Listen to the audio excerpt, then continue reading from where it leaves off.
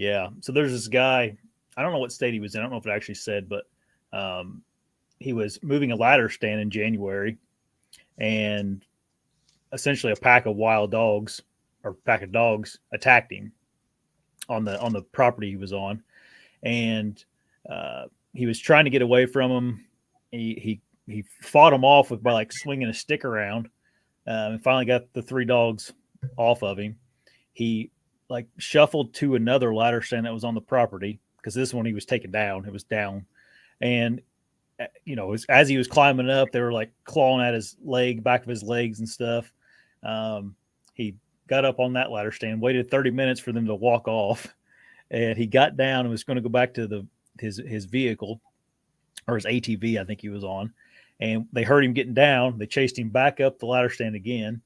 He at this time they'd been chewing on him for like 15 minutes. He waited another half hour. They finally left the area. He got down. He kind of made his way to a highway, and a family was driving by and saw him, picked him up, and took him to the hospital. And he had, I think, almost 300 punctures in his legs from the dogs biting him and tearing him up. He had, I think, he had. Yeah, I do. I'm going to show them to you. It's pretty graphic. So if you're kind of squeamish, you may want to just close your eyes and listen to us talk about it. Let's see here. You can see here how bad they tore him up. You ever had any bad encounters with dogs like that, Dan? Yeah, I had an encounter. This reminded me of it eerily in Iowa. I was hunting in Iowa a long time ago, and I had a guy I was hunting with, and he dropped me off on a property and went to a different property. And he was a long ways from me, and it was taking him a while to get back, and I had to come out. And when I got out, it was dark, and it was a rural road there was one house way up the street, and that house, when we went by it, I noticed it had a bunch of Rottweilers out in the yard, or a couple of them, two of them, and that house was a long ways from where I was hunting, and there was a bridge there going over a river, and I was to meet this guy at the bridge. And I come up on that bridge, and it was like pitch black, and I could hear something like walking on the bridge because it was dead silent while I was waiting. And I turned my light on over there, and there's the Rottweilers walking at me. And they kind of see me and come running at me, barking aggressively and coming at me. And I started kicking at them and trying to get them off me, and they were obviously attacking me. They didn't get me. And I had set my bow and stuff in a ditch alongside the bridge, so I'm not standing there with a bunch of weapons if somebody came by. And the only thing I had was I had a pocket knife in my pocket, a little folding knife with a 3-inch blade, and I pulled that out, and I figured if they bit me, I was going to get them in the neck, and hopefully that would save me. But I was able to keep just out of range. But you'd kick at one, and the other one would come at you from behind. Then you go at that one, and the other one would come at you. They come at you from two different directions, and it was pretty scary there. And it got to the point where I was actually thinking about jumping off the bridge to get away from them. And then my friend ended up showing up, seeing the dogs, and tried to run them over with his car. And then they took off, or his truck, and they ran back to that house. But that was it for that one. I did have a dog run up and bite me when I was driving to fish when I was a kid, my bicycle. But the ones in Iowa didn't get me. But it was a really scary time. Yeah. This guy mentioned in the article that the scariest part for him was when he was trying to climb that ladder, and they were on his legs and back, and he thought if he'd fall back, he said he didn't know if he'd be able to get away from him then. Nowadays, I carry a handgun in my pocket, so I've got a Glock 22 in my pocket that holds 17 rounds of 40 cal. So I'd have if 3 dogs attacked me, I'd have 3 dead dogs, and I'd probably cut their heads off, put them on the table, and let them watch me eat their hearts. This guy said he probably will never go to the woods again without a sidearm. He mentioned that at the end. They did. I guess the animal control went out and found the dogs and euthanized them.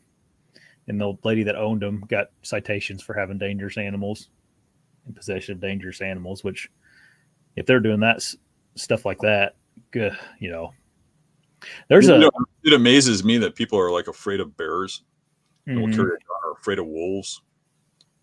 Dogs are way, way more dangerous than bears or wolves because especially a pack they of them. do not have the fear of people. Mm-hmm. That's the problem with the dogs. So if they get aggressive, you ain't got a chance unless you got a way of defending yourself. Yeah. Yeah, I do. I do a horrible. I mean, I have in Indiana. I have a concealed carry permit, but we have open carry in Indiana. I do a horrible job at carrying. I should do a better job, especially when I'm out in the woods. Um, I got a couple different handguns, or more than a couple, that I could carry. My dad carries religiously, but pretty much if my dad's somewhere, he has a gun on him. Um, his point was always like, he said, I couldn't live with myself if I had a chance to stop someone from hurting us or whoever, and I didn't, because I didn't want to carry a gun around or something. So, well, my thing is I'm a man, and mm-hmm. I think that's a thing that's going extinct nowadays. I think the people that follow us, there's probably a lot more men in our group than there are in society. But I do think that men are going extinct. And what a man does is he protects the innocent. He protects people in danger. He doesn't walk away from danger. He faces it. And we have a lot more guys in societies and fellas than men. Mm-hmm. And if a dangerous thing happens in front of me, I feel like I have to do something. Yeah. And if I have to run into a gun battle without a gun, I'll do that. But I would much rather have a gun. Yeah. So right. I do have a gun on me at all times, pretty much. Yep. Yep. I've gone in spurts where I've done well at carrying them, and then, just recently I, for some reason, just haven't done as well. It always like scares me though. I have weird, not anxiety attacks, but like I'll be sitting in church. They can because you hear about churches getting shot up all the time, and I'm the type of guy that I'll play stuff out in my head. Like, what do I do if this happened? Or I don't know if it's me not paying attention when I should be or something, but I'll in my head, okay, if someone would come through that door, what would I do with Huck? What would I do with Maddie? And I play that crap constantly in church. Oddly enough. Even so, I mean, even if you got a gun, I mean, that doesn't solve everything. Oh no, The last thing I want to do is have to use that thing. Oh yeah. I just recently watched a video of an off-duty police officer woman in Chicago who was carrying a concealed firearm off duty, and some guy was getting attacked and robbed in front of her building, and she ran out and scared these guys away. And she asked the guy that was getting attacked if he was okay, and he turned around and tried to grab her gun away from her and steal it. And they got in this fight over this gun, and he was screaming, "I'm going to kill you, you bee!" And for whatever reason, I mean, he was a criminal too. And she ended up having to fight him for her own gun, and ended up shooting him and killing him. And even in Chicago, even the Nazi liberals in Chicago saw that as obvious self-defense. Yeah. But this guy who lived on the streets because his family don't care about him is now suing her for $10 million for wrongful death, just trying to get whatever they can, even though they didn't love this guy or care about this guy. And you can sue somebody for anything. And now she's got to go through all this money and costs and stuff to defend herself. A lot of guys that carry a gun now carry an insurance policy in case they have to use it. Really? I do not have one. I did for a while, but it was just like a lot of money, Yeah. I just really hope I don't ever have to use it. Right. Yeah. On a dog, though, I think it's a whole different story. Yeah. Oh, and I do have a friend, not a friend, but my wife's sister, Heather. Her husband went out in the yard with his dog, and I don't know if it was a pit bull or I think it was. It was a pit bull, I think. Came running in their yard and attacked his dog and was killing it, and tried attacking him. And he ended up pulling out his concealed carry and shooting it in the city and killing it. And that was found justified. Yeah. Yeah, I'd like to think that more of that stuff happens and we don't hear about it just because it's all fine and dandy, you know. You shoot a dog or someone gets shot, or you know, and you only hear about the people that are going to get in trouble. You know, that's the only time you hear Yep. it on the news. So I hope at least in my in my or my optimistic mind that that's how it actually works, and it's a rare case to actually get in trouble for um, shooting a dog that's attacking your daughter or your whatever else. You know. I think it Um, is. I think it is rare you yeah. get in trouble for doing what's right, Hmm. but it is something to keep in mind that people do get sued for doing the right thing. They Oh, do get, yeah. you know, things happen. Yep. Um, I know there's a guy that shot uh, two labs that a guy I worked with had with a high power rifle, just because they were you know the labs were kind of running around in his field or something, and he just shot them Mm. both. One of them was pregnant. You know they had like the pups coming and stuff. It's a big mess. Um, Stuff like that. I don't. You know if you got two labs that are just playing around in the field and they got collars on, like come on, you know. But yeah, if one's we got all kinds of wild, not wild dogs. I don't know if they're wild or not. They're always, I get them on trail camera constantly out on some of our private we can hunt. I don't know whose they are or anything, but they look just kind of like mutts. Never ran into them while I'm out there though. Not I wouldn't shoot one or anything. I'm just kind of curious if it's dangerous. They're dangerous, you know.